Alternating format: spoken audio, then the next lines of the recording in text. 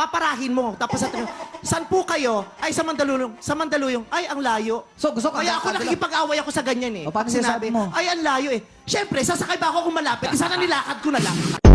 Dahil tandaan nyo, jowa nyo sila. Hindi nyo sila pag-aari at hindi sila disuse.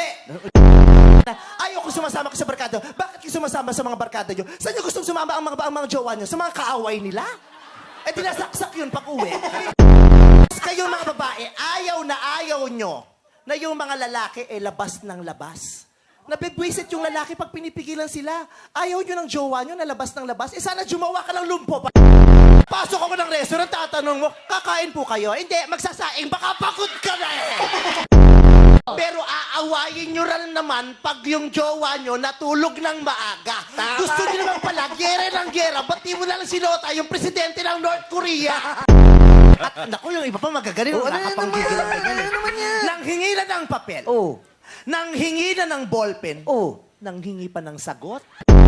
Pag siningil mo, kala mo kung sinong kawawang tuta na walang imek.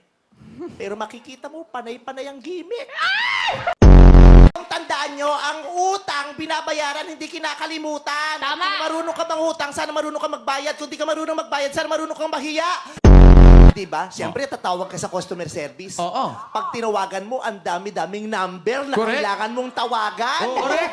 Diba? Oo. Tapos minsan, ipapakausap ka pa sa tugtog.